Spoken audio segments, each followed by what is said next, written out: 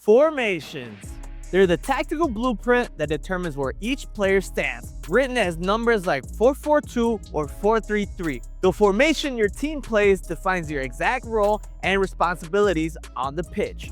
The numbers show defenders first, then midfielders, then forwards. So a 4-3-3 means 4 defenders, 3 midfielders, and 3 forwards. You have to understand this before you can understand exact positions. Position numbers, a universal language dating back to the 1920s that assigns specific numbers to each role on the pitch. They help coaches communicate clearly and allow players to understand their responsibilities regardless of the formation. Goalkeeper, the number 1, the only player who can use their hands positioned between the posts to prevent goals. Beyond just stopping shots, modern keepers start attacks and control their entire defensive third by mastering 3 key skills, which are shot-stopping reflexes, commanding their penalty area on crosses, and distribution with hands and feet is how the goalie dominates. The modern evolution is the sweeper keeper. They don't just stay on their line, but actively come out to sweep up behind their defense. Players like Neuer and Ederson are basically extra outfield players, reading the game and using their feet as well as any midfielder. If you're playing goalkeeper, don't just practice diving saves. Work on your footwork, distribution, and decision-making outside the box. Centerbacks. The number 4 and number 5 positions. The defensive anchors in the middle of your back line. They're the last line of the defense before the goalkeeper and the first line of attack when building from the back. The best center backs like Van Dijk aren't just reactive, they're proactive, stepping in to intercept passes before danger develops. They need aerial dominance, positional awareness, and the ability to read the game. Center backs also need to communicate constantly. They're the defensive quarterbacks calling the shots. If you're playing center back, your positioning is everything. One step in the wrong direction, and you, my friend, are cooked. Sweeper. Traditionally the number 5 position, a defender who plays behind the center back as the last line of defense. This position has nearly gone extinct in modern football due to the offside rule and high pressing tactics. Sweepers like Beckenbauer literally swept up any danger that got through the defense, needing exceptional reading of the game and technical ability to start attacks from deep. While you rarely see pure sweepers anymore, elements of this position live on in ball-playing center backs and sweeper keepers, just showing how football positions evolve rather than disappear completely. Fullback, the number 2 and number 3 positions, the wide defenders on either side of your center backs. Modern fullbacks need to be both solid defenders and creative attackers, essentially playing 2 positions at once. How do they succeed? Players like Trent Alexander-Arnold or Alphonso Davies need incredible stamina, good crossing ability, and solid 1v1 defending skills. Fullbacks are constantly making overlapping runs to create 2v1 situations in attack. The best fullbacks know exactly when to stay and when to go. Timing those attacking runs is crucial. If you're playing fullback, you need to be one of the fittest players on the team. And if you want to get super fit, I have a free conditioning ebook in the description. Wingback, a hybrid position that combines fullback and winger duties, used in formations with 3 center backs. How are they different from fullbacks? Well, they have even more license to attack because they have that extra defensive cover behind them. Players like Hakimi or Cancelo basically function as extra midfielders in possession.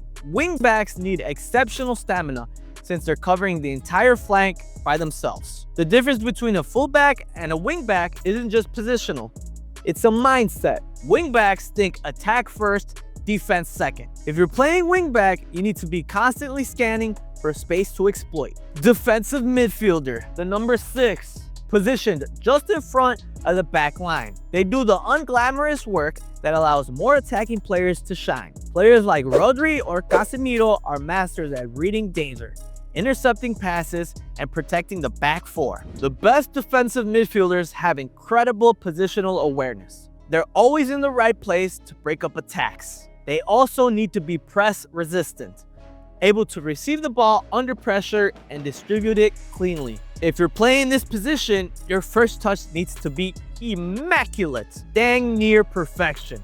One bad touch and you're giving away chances. Central midfielder, the number 8. the box-to-box engine room of the team operating in the middle of the pitch. They connect defense to attack and need to contribute in all phases of play. Players like Bellingham or De Bruyne are involved in both attack and defense, constantly moving to support teammates. They need exceptional stamina, good passing range, and the ability to arrive late in the box for goals. Central midfielders are constantly scanning the field, looking for passing options before they even receive the ball. If you're playing as a CM, you need to master the art of receiving on the half turn so you can transition from defense to attack in one smooth motion. Attacking midfielder, the number 10. The creative playmaker who operates between the opposition's midfield and defense. Why are they game changers? They find the space where others can't and create chances that break down even the most organized defenses. Players like Odegaard and Modric operate between the lines, finding pockets of space that others just don't see. They need exceptional technical ability, creative vision, and the final ball to unlock defenses. The best attacking midfielders aren't just creative, they're goal threats too. If you're playing as a 10, you need to master the art of receiving between the lines. That means checking your shoulder constantly and knowing where defenders are before the ball arrives. Winger, the number 7 and 11 positions. By the way, don't ask me why these aren't in order, because to be honest, I don't even really know. Wingers are attacking players who operate in wide areas to stretch defenses and create chances. Why are they so dangerous? They create numerical advantages and provide width that opens up space for everyone else. How do they beat defenders? Players like Salah or Vinicius Jr. use their pace and dribbling to beat defenders on 1v1s to create chances. Modern wingers aren't just crossers, they're goal scorers too, cutting inside on their stronger foot to shoot. The best wingers are unpredictable, mixing up their game between going outside and cutting inside. If you're playing winger, you need to master the art of receiving on the move, which is taking your first touch into space rather than controlling the ball and then deciding what to do. Striker, the number 9. The primary goal scorer positioned at the top of your formation. They're the ones who put the ball in the net and often get the headlines. Modern strikers like Haaland or Kane aren't just finishers.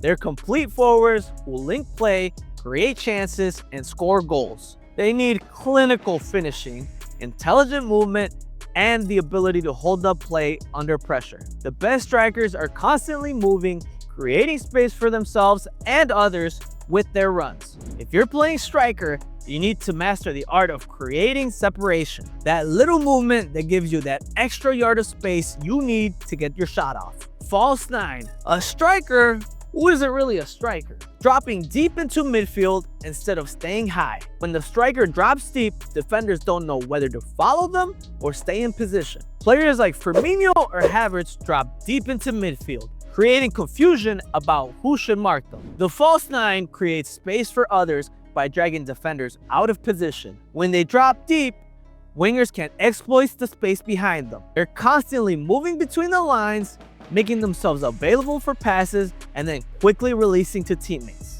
If you're playing as a false 9, you need to master the art of the quick turn, receiving with your back to goal and quickly spinning to face forward. Understanding these positions isn't just about knowing where to stand. It's about mastering the specific skills each role demands. The best players know exactly what their position requires and then they perfect those skills. So click here to learn more specific ways on how to increase your stamina.